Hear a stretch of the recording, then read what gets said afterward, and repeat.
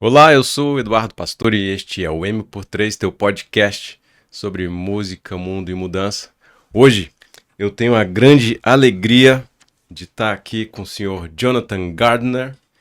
Ele é formado em Jazz Performance pela Universidade de Louisville. Ele tem mestrado em Jazz Performance também pela Universidade de Nova York. Ele é professor de música instrumental, além de professor de inglês, que eu sei. Ele trabalha, obviamente, com música instrumental, jazz. Já rodou o mundo inteiro aí com o seu contrabaixo acústico, a gente vai falar sobre isso. E, além de tudo, ele é programador de software. Este é o senhor Jonathan Gardner. John, satisfação estar aqui contigo. Obrigado, é um prazer estar aqui. Muito obrigado pelo convite. Eu quero que você conte, John, essa tua visão mundial, cosmopolita, de jazzista pra gente, né? Como é que... eu acho que o jazz e o baixo, né, ele te levou pra... Enfim, quantos lugares você já morou, o John? Bom, eu já morei aqui em Brasília, 3 anos. Agora eu moro em Nairobi, na Quênia. E morei em Nova York por um período entre os dois, né? Aí 3 países, 3 continentes, né? 3 continentes. 3 culturas bem diferentes, né? No período que você morou aqui em Brasília, na primeira vez, né? Você já morou mais de uma vez aqui. Sim, eu fiz um intercâmbio aqui em 2011, né? Aí fiquei 6 meses aqui, e estudando lá na UNB, assim, assim, era mais um mergulho na cultura brasileira, né? Conhecer a música, conhecer a cultura, a comida, essas coisas aí. Como é que era esse programa, John? Esse programa, você sabe se ele ainda tá funcionando? Porque era um barato, né? A Universidade de Louisville mandava estudantes de jazz para a UNB e a UNB mandava... Explica um pouco pra gente. Era 2 universidades dos Estados Unidos e 2 daqui, a UNB e Unicamp. E lá era a Universidade de Louisville e do Cincinnati, que é uma cidade no Ohio, que fica perto, mais ou menos uns 2, 3 horas aí. Aí, bom, você vai ficar sabendo que toda coisa que aconteceu comigo, a respeito à música, carreira, realmente aconteceu. Não fui eu que fui atrás, eu não sou uma pessoa muito empreendedor, né, de me vender, de me divulgar, essas coisas, né? Aí aconteceu assim, foi um professor e um músico muito respeitado aqui em Brasil. O nome dele é Renato Vasconcelos. Legal. Ele é um pianista muito, muito, muito bom. E Ele é daqui da UNB. ele foi professor da UNB. Eu não sei se ele está dando aula agora, mas ele foi por muitos anos. E além disso, ele foi um parte da cena musical brasileira, de Brasília, principalmente, muito importante. Você pergunta para qualquer músico, eles conhecem o Renato e também a família dele. A família Vasconcelos. A família Vasconcelos. Tem o André Vasconcelos, Sim. que toca com Hamilton de Holanda, várias outras pessoas. Eu vi um dos Vasconcelos tocando agora, mês de julho, naquele festival Super Jazz. Tem o Pedro Vasconcelos, que mora aqui, né? Sim. Que toca cavaquinho. Cavaquinho, exatamente. Maravilhoso, exatamente, né? Cavaquinho. Aí eu sou super fã da galera dessa família, né? Mas enfim, ele foi lá para o Louisville. Ele tinha feito um mestrado lá, bem antes de eu chegar lá, né? Aí ele foi lá como um professor, assim, meio professor visitante, sabe? E ele fez uma aula lá. Ele deu aula lá de música brasileira. E eu não fiz a aula, infelizmente. Mas um colega meu fez e a gente ficou amigos com ele. fomos na casa dele, ele mostrando música para a gente, música brasileira, fazendo caipirinha para a gente, né? Só ajuda. Só ajuda, né? E aí ele falou um dia, que a gente estava, assim, brincando, ele estava ensinando como xingar em português, essas coisas, sabe? De moleque, né? E a gente ficou aprendendo um pouquinho de português, assim, só falando as coisas básicas. Palavras de baixo calão. Essas são as melhores para aprender, né? Quando você tá com contato Todo com a mundo língua. quer ensinar isso para você primeiro, hein? E tinha muito brasileiro lá, também fazendo mestrado. Tinha um saxofonista daqui de Brasília, o Anderson Pessoa, que agora é professor lá no Natal, no Universidade Federal lá. Mas, enfim, ele falou um dia, de repente, a gente vai levar uns alunos para o Brasil para fazer intercâmbio. Eu quero que você e o seu colega venham. A gente falou, beleza, Caramba, vamos, cara. né? E era assim mesmo, não tinha audição, não tinha, assim, anúncio, concurso. Era simplesmente um dia ele falou isso Vai. e logo depois o professor do departamento, né, ele entrou em contato e falou, semestre que vem vocês fazem esse curso intensivo de português e vocês vão. Aí a gente ficou sabendo que eles tinham essa parceria com Cincinnati, Louisville, Brasília e Unicamp. Aí funcionou assim, a Universidade de Louisville mandou 2 alunos para Brasília e Cincinnati para Campinas, e os próximos 6 meses invertiu. Aí a galera da Campinas foram para outros alunos foram para Cincinnati e uns alunos de Brasília foram para o Louisville. E esse repetiu por alguns anos, uns 3 anos aí. E aí, então, nessa primeira vez, você ficou 6 meses aqui. Isso. Cheguei em junho, fiquei até dezembro, né? E como é que foi essa coisa, assim? Você era um garoto de graduação, Pois um é. país, assim, tropical, do De jeito... Appalachia, né? Vendo para um país tropical. Era muito legal. Era o primeiro país fora dos Estados Unidos que eu visitei, né? E realmente mudou a minha vida. Como é que foi esse choque da música? Porque você tinha provavelmente uma bagagem do jazz, né? Sim. Que obviamente tem toda a tradição americana com suas várias correntes, mas aí você chegou aqui e entrou em contato com assim um cenário musical Sim. totalmente novo. Cara, o Renato me preparou um pouquinho, sabe? Eu legal. já... bom, como eu falei, eu não fui no curso dele. Mas como o meu colega foi, a gente ficou na casa dele, escutando músicas, aprendendo as coisas. Eu já percebi um pouco que era uma coisa própria, uma coisa muito forte, né? A música brasileira é uma coisa único, né? E que tinha muitos estilos. Aí, para mim, sempre foi assim. Na minha vida, quando eu identifiquei que era música que eu queria fazer, eu sempre fui atrás de música, né? Dessa oportunidade de aprender música. Para mim é o mais importante, né? Aí, E foi fácil para você, por exemplo, começar a tocar nas gigs com as outras pessoas, com os brasileiros? cara, foi e não foi. Bom, o que era difícil... Bom, primeiro, o que era fácil. A gente tem um repertório em comum entre o jazz, vamos dizer, né? Que agora, hoje em dia, o jazz é uma outra coisa.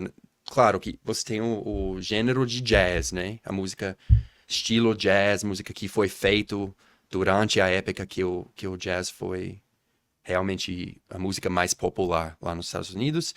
E você tem essa coisa de jazz, que é um processo de interpretar música, de aproximar uma peça de música qualquer.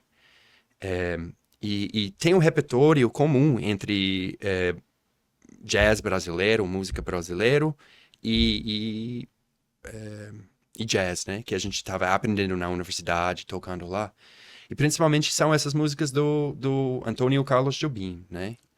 E as músicas mais populares de Bossa Nova. Tem alguns outros, né? Minha Saudade, Batida Diferente, Manhã de Carnaval. Essas músicas, até músicos americanos fez famoso nos Estados Unidos, músicos como Stan Getz, Stan Getz. tinha um guitarrista, violonista, Charlie Bird, né? Que gravaram muitas dessas músicas, ambos junto com músicos brasileiros e com as bandas deles, americanos, né? E também tem muito... por exemplo, quando eu cheguei aqui, eu pensei, bom, tem que aprender essa música, né? Tem que aprender a fazer essa música de um jeito autêntico. Aí como eu vou fazer isso? Eu vou escutar as gravações. Aí eu pensei, bom, eu vou procurar um baixista acústico brasileiro para ser o modelo, né? No início e vou, assim, crescendo aí. Mas, cara, você acredita, quando eu fui nos gravações do Jobim, dessa galera, que eu achei fácil, né? Era tudo baixista americano. Era Ron Carter, ou era Butch Warren, essa galera que tava gravando nos Estados Unidos. Não sei se essas músicas foram para os Estados Unidos gravar junto com eles, ou eles foram para cá gravar. Mas demorou um pouco para achar esse... Um sotaque, assim. E O sotaque, exatamente. quando você chegava numa gig, as bandas te apresentavam as partituras, ou você já tinha que conhecer a música, o repertório já tinha que estar na cabeça? Bom, normalmente funciona assim. Depende do gig, claro, né? Entendi. Tem dois, vamos dizer, tem dois tipos. Tem um gig, que você vai tocar num restaurante. E tem um show, né? Que você vai preparar, você vai num palco apresentar, né? Ou vai gravar ou alguma coisa, né?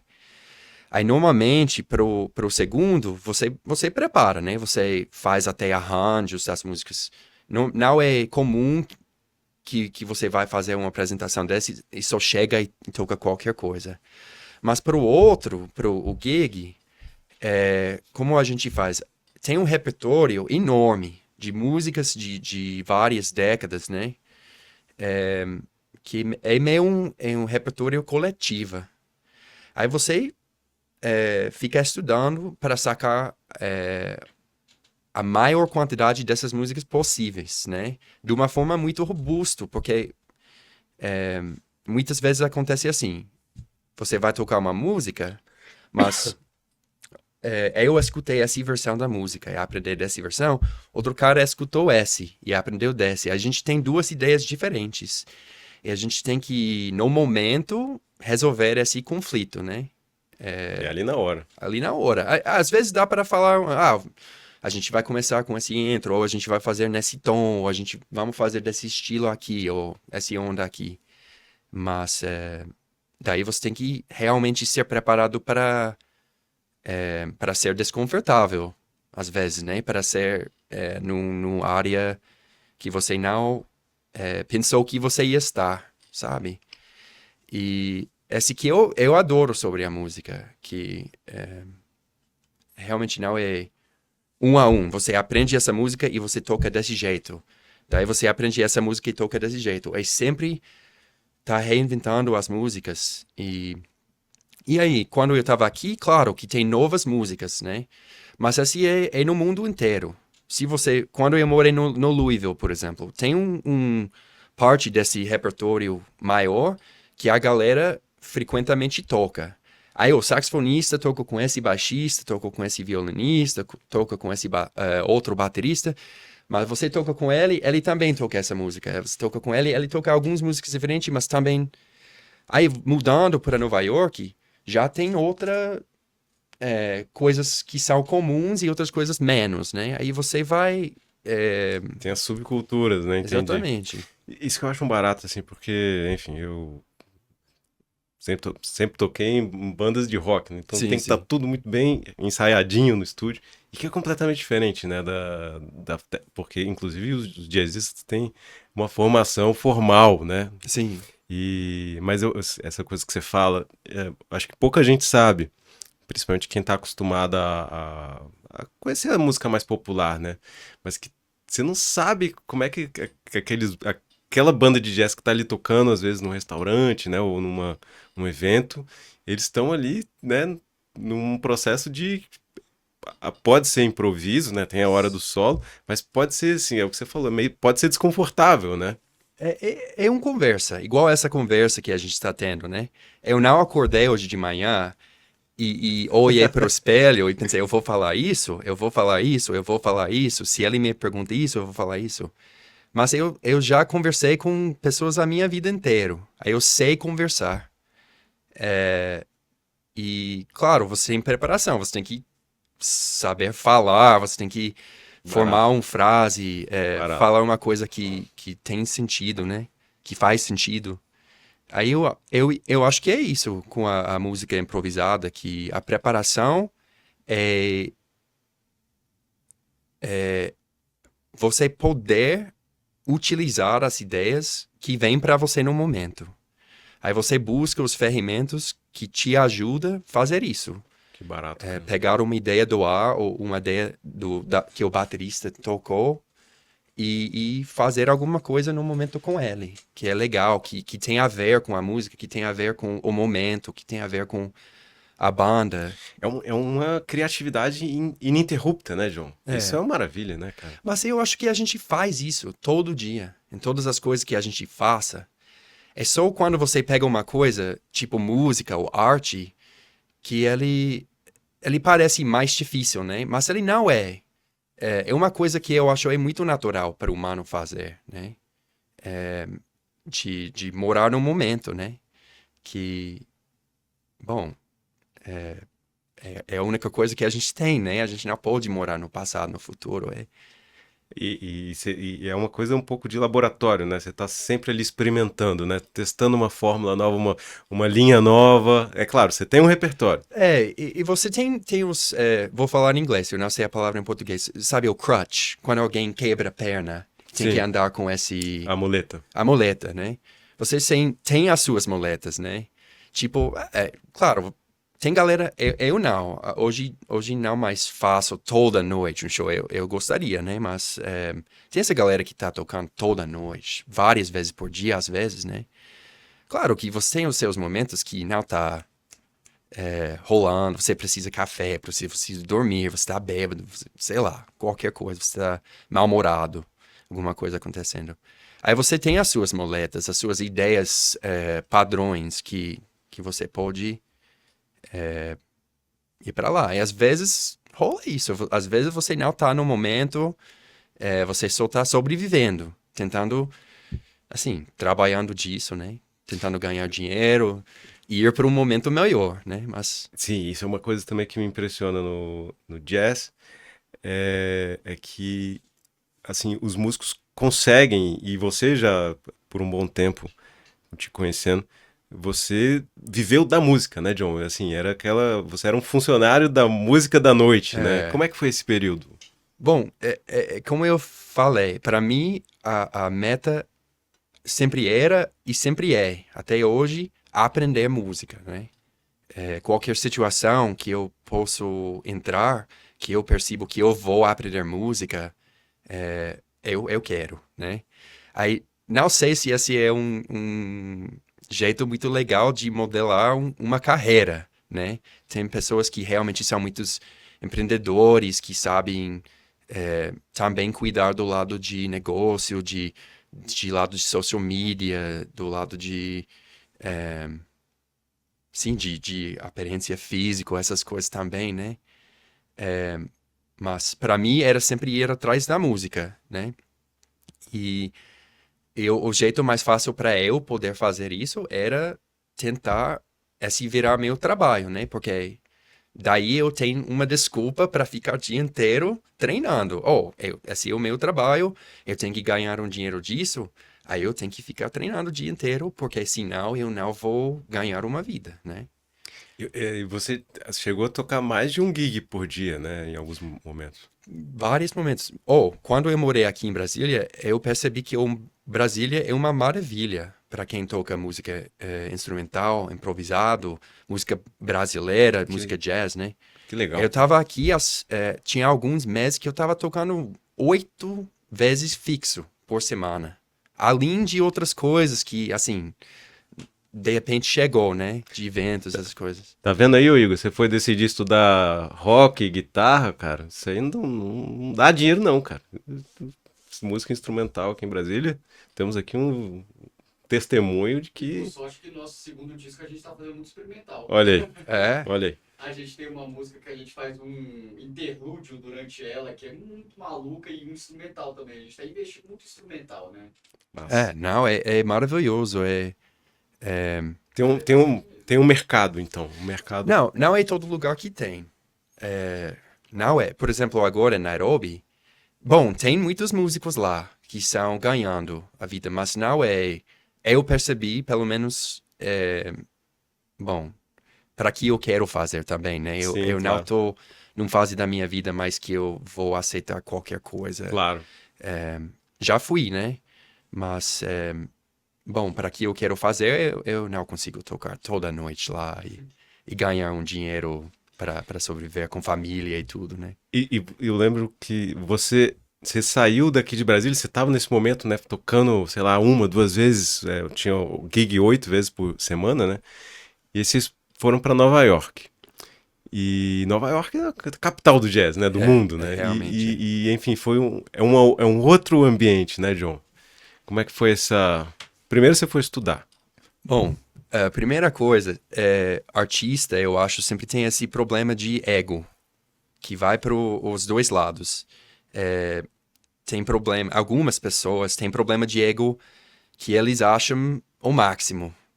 E eu acho também assim um problema. Às vezes dá certo e a galera faz sucesso.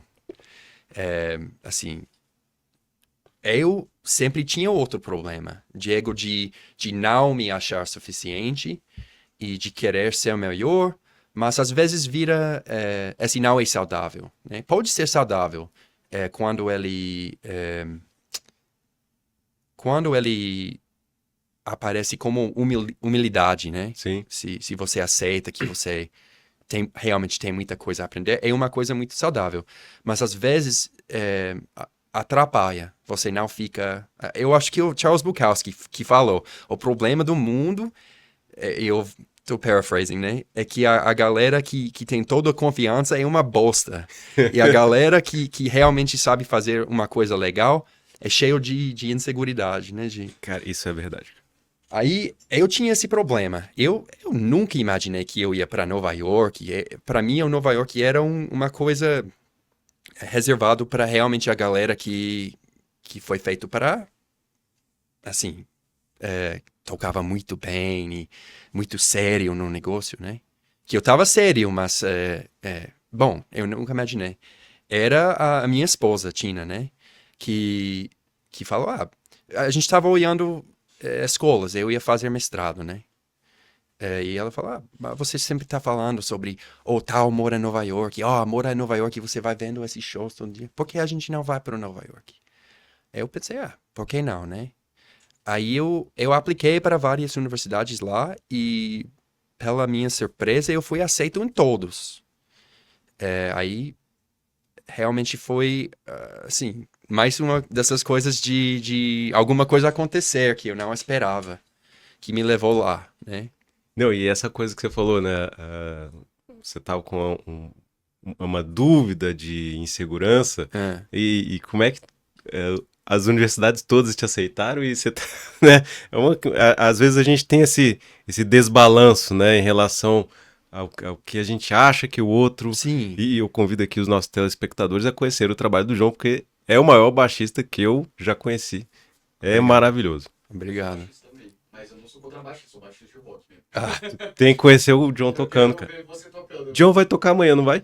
Eu vou fazer um plug pro gig já, né? Que Já faz é no Casa Baco, que faz parte do Festival de Música deles, né? Que vai ser fim de semana toda. Eu vou apresentar com Eudes Carvalho, que, Vai lá, cara. além de um guitarrista muito, muito legal Eudes de é demais. jazz e música Eudes é brasileira. demais. Ele é o meu parceiro musical e um amigo muitos anos. Na real, eu conheceu Eudes no primeiro dia que eu entrei nesse país, lá na Legal. UNB. Ele Primeira noite, gente eu boa fui demais. lá para um ensaio Gente boa e demais. conheci ele.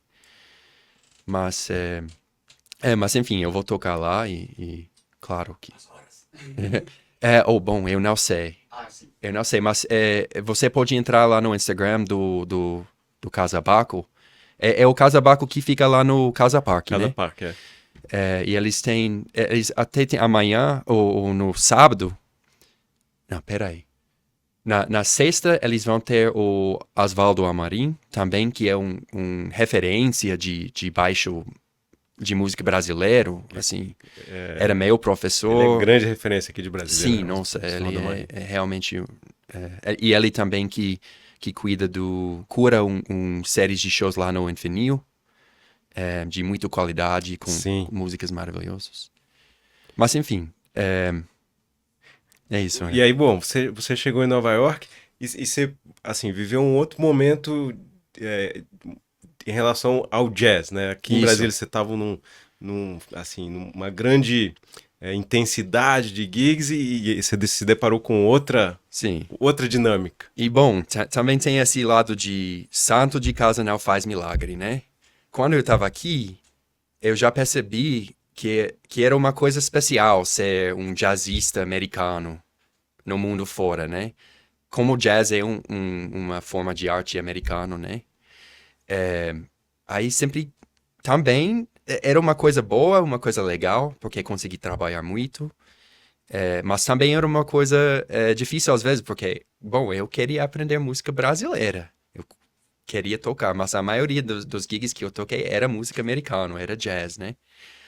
Aí quando eu tava aqui, eu tava tocando muito, tava estudando muito, aprendendo, e percebi que eu queria entrar na universidade de novo. Aí lá em Nova York já foi uma outra coisa. Porque lá, cara, tem muitos músicos de todos os estilos. Cara, tem músicos completos. Eles fazem qualquer coisa. Eles fazem qualquer gênero de música. Eles até tocam vários instrumentos. Compôs. Eles têm essa energia assim, sei lá, profissionalidade, do jeito, é uma coisa muito sério. É um estilo de vida que a galera tem. E é muito inspirador. Muda você muito, né? E você tem que realmente começar a levar um negócio muito sério, né? E lá você tem músicos de todos os... Bom, você tem os músicos mais maravilhosos do mundo, na minha opinião. E também tem músicos, assim, aprendendo, ou começando, ou músicos que são amadores, que só tocam para gostar. E você tem tudo entre isso. Tem várias universidades, galera aprendendo.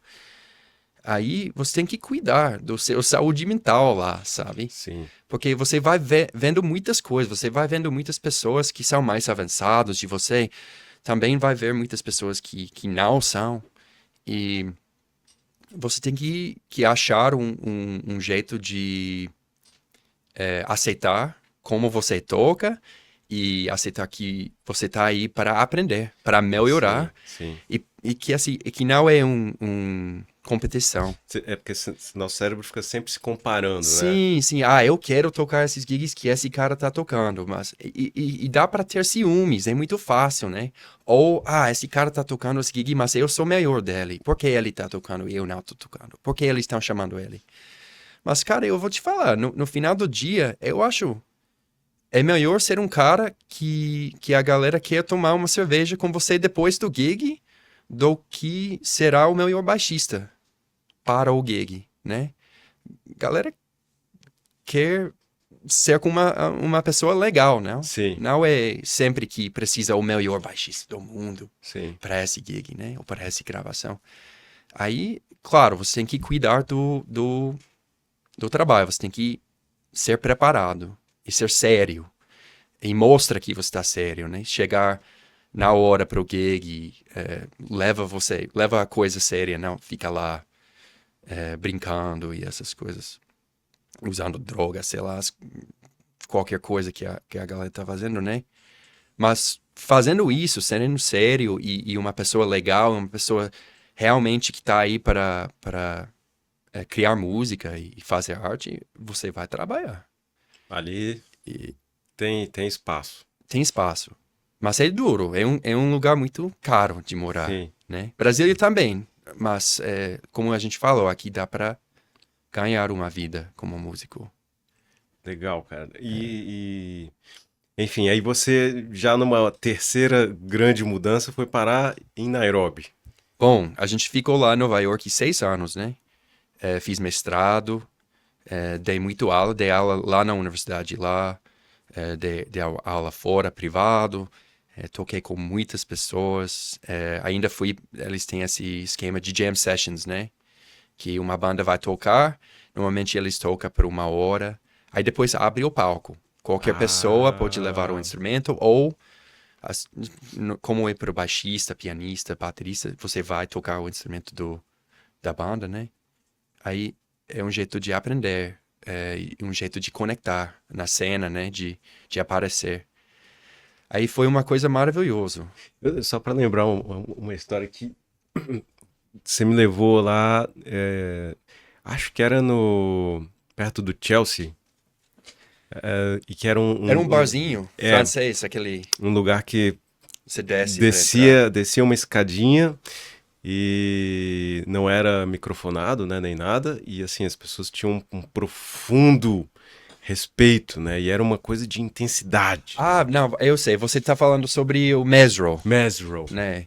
Que esse é um dos principais clubes de jazz lá, né? E eram dois, que era um pianista e um baixista, né? Eu acho que a gente foi ver o Kenny Barron com Rufus Reid, que realmente são os dois melhores dos instrumentos deles de mesmo? lendas, né? Eles são lendas. Bom, eu até hoje eu tenho pra mim que foi uma das experiências mais, assim, intensas de música orgânica, né? Sendo feita aqui. E a gente tava bem lá perto, né? E assim, a 2, 3 metros da pessoa. E era uma coisa, assim, muito intensa, né, cara? Era E eles fazendo a música na hora, muito improviso.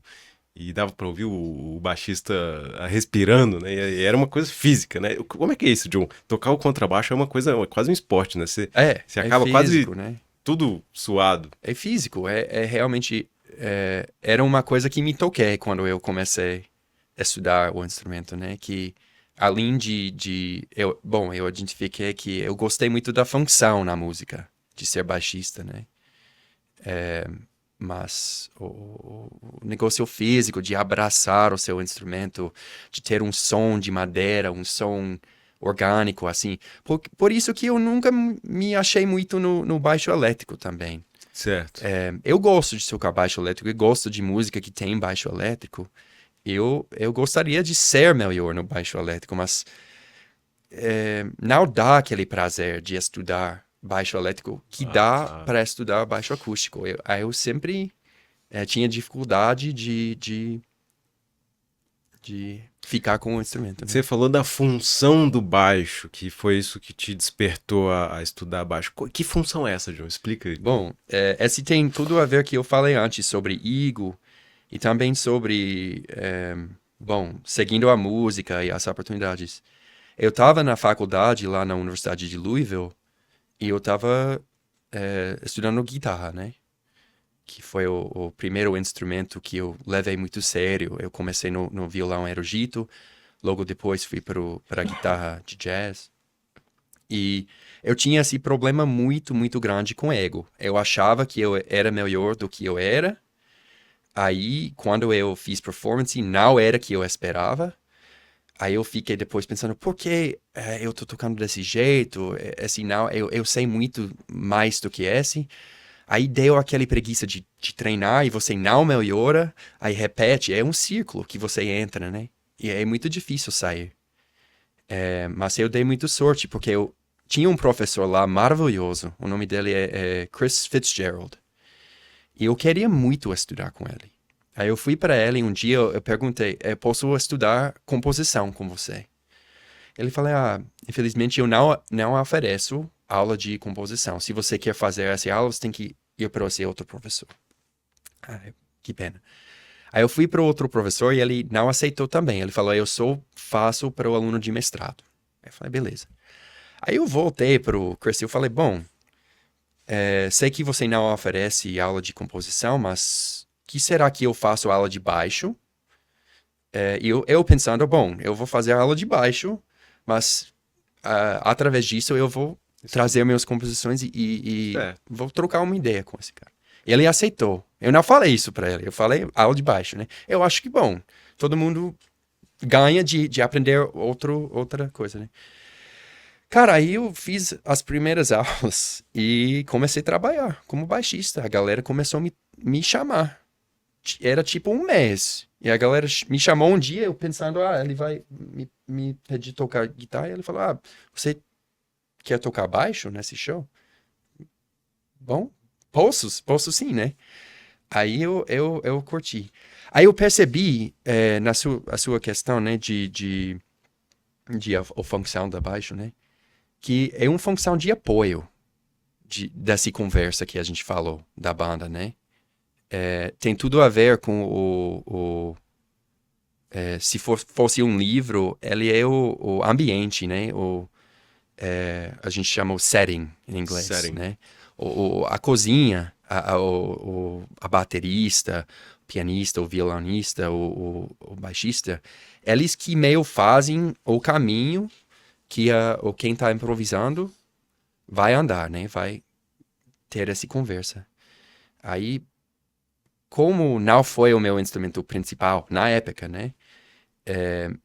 Eu não percebi que eu não tinha esse problema que eu tinha com guitarra. Eu não achava que eu fui maravilhoso, que eu devia ter tocado melhor que eu estava tocando. Eu consegui parar e aceitar que esse é o jeito que eu toco. Eu quero aprender mais. E as bandas te chamando. E se eu fico tocando, eu vou aprender mais. Sim. E além disso, ele tem um papel muito definido na música jazz. Tem um jeito muito específico que você toca. Claro, dá para elaborar, dá para fazer toda coisa, inserir você na música, mas ele realmente tem um esquema que você segue, né? Aí ficou muito fácil para mim já começar a tocar os gigs e aprender músicas e avançar no instrumento. Legal. É por isso que eu falo que eu identifiquei muito com o papel do instrumento na música, né? Legal. E você viajou com o teu baixo, já tocou no Equador, já tocou... Em quantos países já tocou, John? Bom, eu toquei no Equador, claro, no Brasil, Estados Unidos, Quênia, Costa Rica, Costa Rica? Letônia, eu acho que vocês chamam, né? Que é um lugar que eu nunca esperei ir, né? Mas fui chamado para tocar num festival de jazz lá, Que legal. em Riga, né? Que é o nome da cidade. Assim, Tem uma cena de jazz forte ali naqueles países que, enfim, são dissidentes, vou falar assim, mas que surgiram depois do fim da União Soviética, né? Eu sei que eu já ouvi falar do jazz da Polônia, que é muito... Não sei se na Letônia também tem um... Bom, eu acho na Europa inteira, né? Europa inteira. Como tem só músico bom lá, né? Tem cada músico treinado. Eles têm o sistema de, não sei como se fala, conservatórios, né? Sim. Das universidades específicas para música, né? Tem história muito forte de músicos. Aí esse passou para jazz, né? Eles, Legal. desde todos os tempos, né? Tem muito músico europeu de jazz maravilhoso, né? E agora você tá com o seu baixo em Nairobi, ou seja, um outro continente, uma Sim. música completamente diferente. E eu sei que você tá com um projeto muito interessante de ensinar baixo, mas eu queria entender como é que foi como é que tá sendo essa descoberta da música, né, africana e especificamente do jazz. Eu só conheço as músicas, né, do Fela Kuti. Sim. Eu conheço um pouco também da música de Mali. Mas eu sei que tem uma musicalidade absurda, né? Tem. Tem uma questão da polirritmia. O que você tá descobrindo lá, John? Bom, a primeira coisa que eu percebi é que a África é muito grande. E essa ideia que eu tinha de música africana, não é um país, né? É um continente. Realmente você falou de música do Fela Kuti, da música do Mali, essas coisas. Eu acho que toda parte da África que você vai achando as ideias diferentes, as tradições diferentes. Tem o jazz etíope também, né? Tem, deve ter, né? Bom, até agora lá, eu não entrei muito ainda na cena de música queniano, sabe? Tá. Eu não me mergulhei muito. Não era tão acessível. Eu tô percebendo, pelo menos, que não é tão acessível igual aqui em Brasil. De entrar na música, nas tradições musicais brasileiras, né? Que é realmente uma coisa magnético, né? Que pega músicos de todo mundo, igual jazz, né? Até tem músicos lá de Quênia que adoram a música brasileira, que toca, né? Que fala sobre a música. Mas, assim, de aprender a música queniana, eu ainda não achei o caminho, ainda não. Que eu tô tocando lá mais música popular, música jazz. E, claro, lá tem os músicos quenianos fazendo música autoral. Legal. Mas do que eu acho é mais inspirado pela música de jazz, música popular. Não é necessariamente uma coisa tradicional, sabe? Um dos livros que eu mais gosto de música, não sei se eu já te falei desse livro, é Musical Human, do Michael Spitzer. Ok. Enfim, é como se fosse o Sapiens do De Yuval música. Harari para música. É maravilhoso. Enfim, eu não tenho ele físico, mas ele dedica, né, algumas partes do livro a falar sobre algumas tradições da África e outros lugares também, outras geografias e etnias, mas ele fala que essa música originária, né, de alguns países da África, ela tem uma constituição polirrítmica, né, muito marcada. Aí eu me lembro já por uma experiência real mesmo. A gente falou, né, naquela viagem de carro que nós fizemos pelo Marrocos, foi parar lá no meio do deserto do Saara, que foi uma experiência, assim, muito legal, com muita adrenalina, muito perrengue, mas da mesma maneira que eu lembrei daquela experiência lá de jazz muito intensa lá em Nova York, no Masborough, lá no coração lá do deserto do Saara, a gente dormiu uma noite, né, no meio das tendas lá, e aí os que eles se chamam de beduínos, né? Sim. E então o grupo, eles armam uma fogueira e eles começam a tocar Os instrumentos dele. assim, uma variedade absurda de instrumentos de percussão. E aí depois eu fui entender e existe uma música que eles chamam de trance music, que é antes do trance music das raves. Popular, né? É uma coisa antiga, que é dessa música dos beduínos, do deserto, e que é uma loucura, cara, porque eles entram em transe. E eu acho que eu acessei naquela fogueira, na lua do deserto, e eu vi, assim, eles cantam também, né? Além de tocar a percussão, e é uma polirritmia mesmo, porque, assim, é improviso, mas cada um tá num tempo, né? Sim. E eles também têm eles cantam em escalas que tem aquelas notas do Oriente, né? Que a gente fica assim... Aquele que não dá para colocar no nosso sistema de 12 notas, eu né? fiquei impressionado, assim. Falei, cara, é trance music mesmo. E olha, a gente tava, assim, muito sóbrio. Eu acho que realmente é ritmo que toca a gente, né? De música. É ritmo, em todos os músicos. E esse foi o presente que o continente de África, que a música africana deu para o mundo, né? Porque é a música brasileira, música jazz, essas músicas, eles são, vamos falar, sincrética, né? Eles são igual essas religiões, candomblé, aquela religião do Haiti, voodoo, né? Que pegaram uma coisa católica, uma coisa cristã e combinou com as ideias africanas, né? Isso que aconteceu com a música, né? Eles pegaram de uma certa forma. Bom, é uma coisa complexa, não dá para falar em uma frase que aconteceu, mas ao longo do tempo você tem toda essa harmonia da música erudito europeu, que a gente chama Western music, sabe? A harmonia, né? A harmonia, essa ideia de tonalidade, né? E esse combinou com os Com- instrumentos e os ritmos da música africana, que veio através dessa diaspora africana, né? E, bom, aí, graças a Deus que isso aconteceu em vários lugares no mundo, e em todos os lugares veio de uma forma diferente. Aqui em Brasil você tem samba, tem frevo, tem baião, música forró.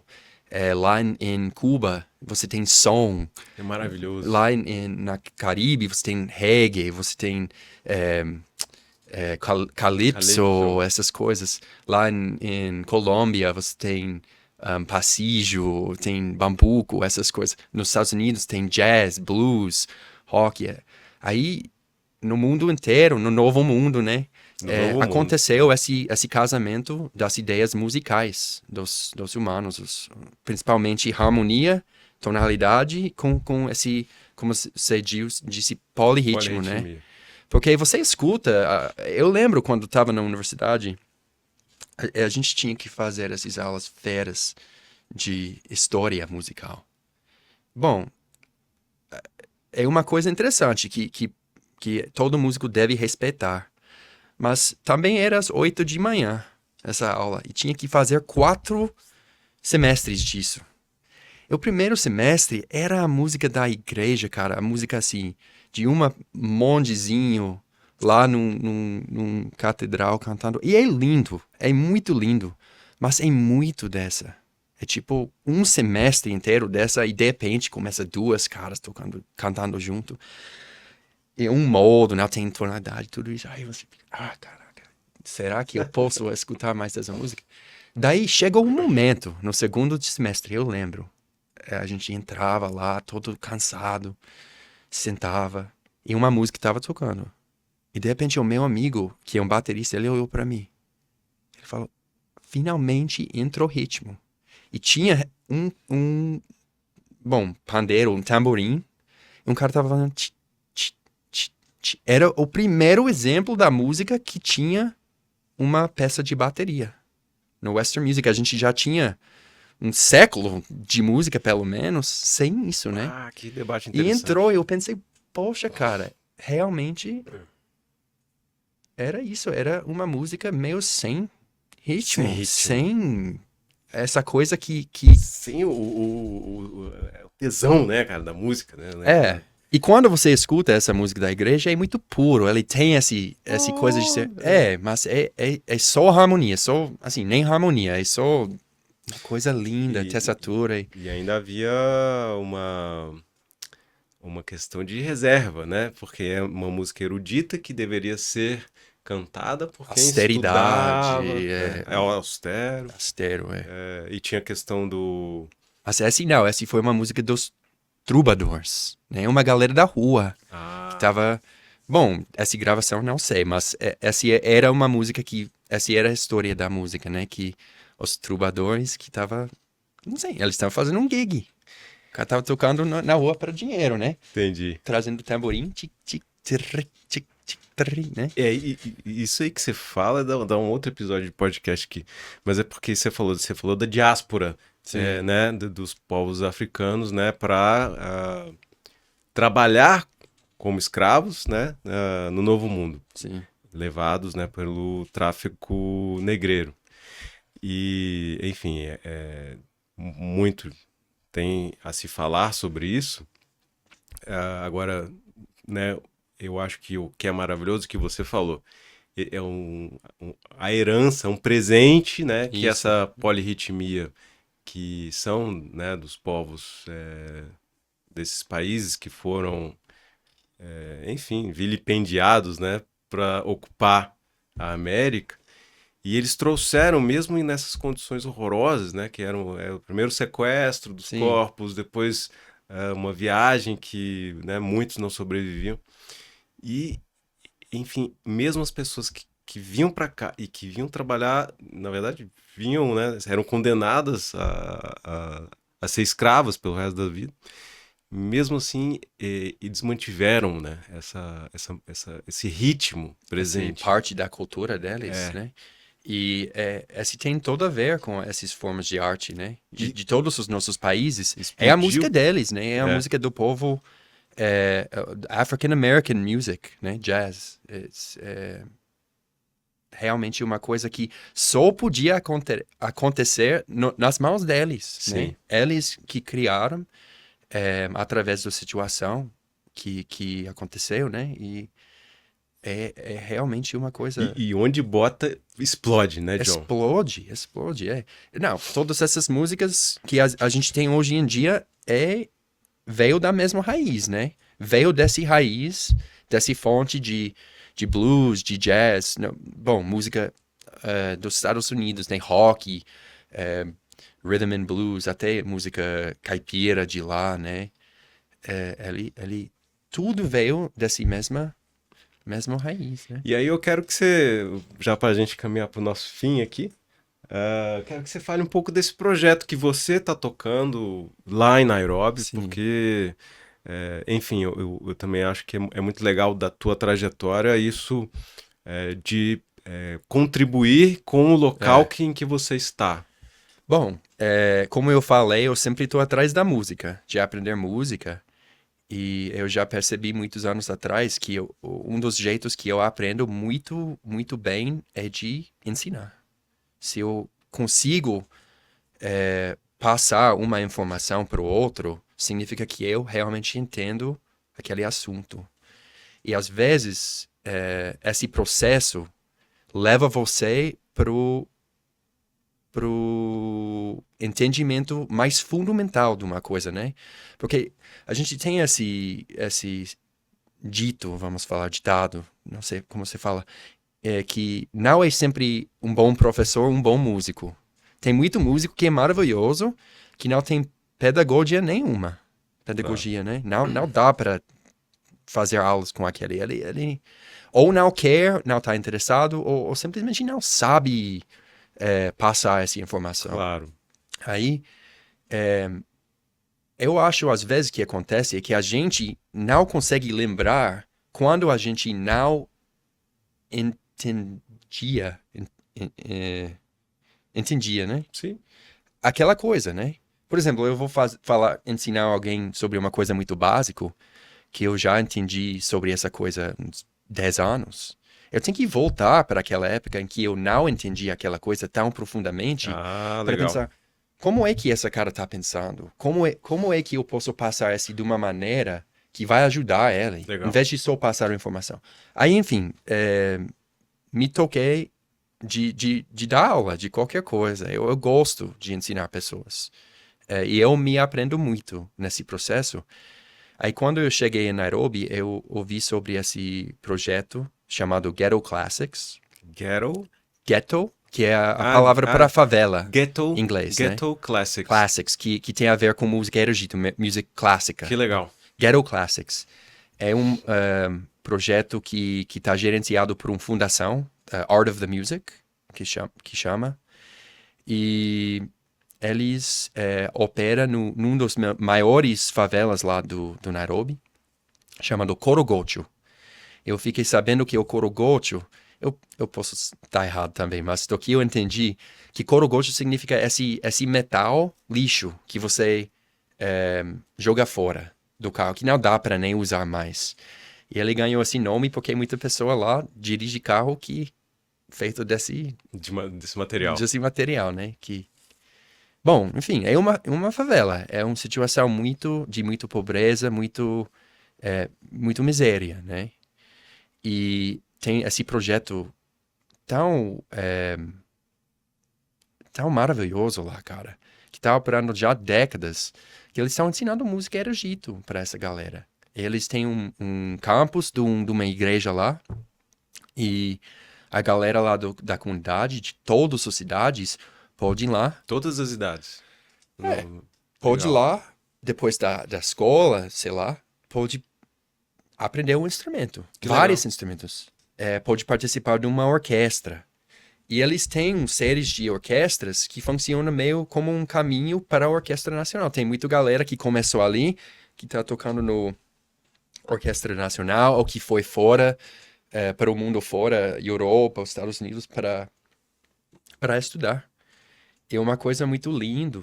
E eu lembro, a primeira vez que eu fui lá, Bom, toda vez que você entra numa situação disso, dá um pouco de medo, porque você está numa situação que não é sua, que o mundo do que você não veio, né? E você tem que ficar alerta.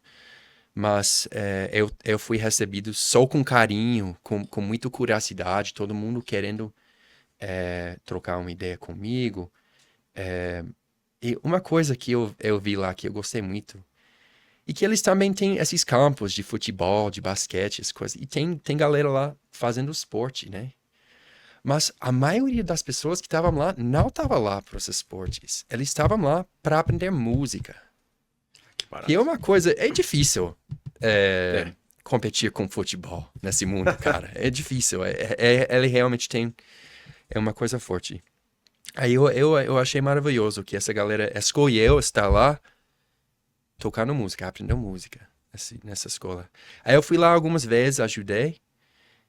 E depois eu pensei, bom, eu acho que essa galera seria muito interessado em jazz. Eu acho que eu podia trazer alguma coisa de jazz para o programa deles. Aí eu comecei a falar com a diretora lá, que é uma pessoa maravilhosa também, e ela concordou. Aí eu comecei a dar umas aulas para os alunos mais avançados, alguns dos professores lá, né? E uma aula de jazz, de harmonia, de improvisação, a gente combinou toda semana lá no sede lá do Fundação, que é um lugar um pouco mais seguro para entrar à noite. Assim, eu paguei um ônibus para buscar eles, levar eles lá de volta, né? Porque realmente não é seguro para eles também. Você pagou o ônibus para levá-los. Bom, não legal. é uma coisa muito caro, não, né? Mas eu achei muito legal, cara. Eu acho que dá para financiar isso no longo Sim. termo, mas a gente queria realmente começar a fazer esse negócio aí.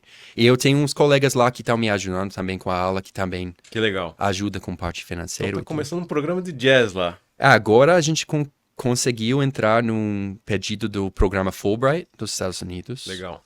E trazer um professor de jazz da Universidade de Louisville, que vai ajudar a montar um currículo de verdade lá e Cara, que espero barato. que Que barato. lance um programa legal de música jazz, música popular. Bom, você já tá fazendo a diferença lá, cara, porque, né? E eu tenho certeza que quem tiver aí ao redor vai ser tocado aí pela centelha da música, ou quem sabe do contrabaixo. Eu espero. John, fechando o nosso programa, você tem algum álbum lançado, ou algum álbum que você participou, que você queira indicar pra galera? Eu tenho alguns, né, mas já faz muito anos que tem alguma coisa lançada, já participei de algumas lá nos Estados Unidos, né, mas no meu nome ainda não tenho nada lançado. Quer indicar algum álbum que você participou para quem quiser conhecer mais do teu projeto? Ou da tua música? Cara, não sei. Por enquanto, eu não, como eu falei, eu nunca fui muito dessa parte de empreendedor, de participar dessas coisas, assim, é mais músico ao vivo, que eu fazia até agora, né? Bom, então se você não tem, eu tenho. Vocês podem escutar o maravilhoso baixo do John em 3 músicas que eu gravei lá em Nova York, porque ele produziu esse álbum. E foi uma das melhores gravações que eu já fiz. Foi um momento muito legal. Vocês podem acessar o meu Spotify. Estou usando o John para fazer propaganda da minha música. Mas enfim. E uma das músicas que eu mais gosto até hoje, que é Everyday Desert. E enfim, o John ele fez toda a composição com o Lucas também, que é outro cara sensacional. Eles produziram esse álbum. E aí no final tinha toda a família lá, o pai do John e uma criançada, e enfim, a gente fez uma festa lá no estúdio, tá na gravação, então vocês podem escutar o baixo do John em Everyday Desert no meu perfil do Spotify. John, muito legal, cara, muito legal mesmo. Muito obrigado. Obrigado pelo um prazer compartilhar essa história um pouco da história. Muito legal, cara, muito legal. Que teu baixo continue levando música aí no mundo, por todo mundo. Valeu. Este é o M por3, eu sou Eduardo Pastore e este é o teu podcast sobre música, mundo e mudança. Até a próxima.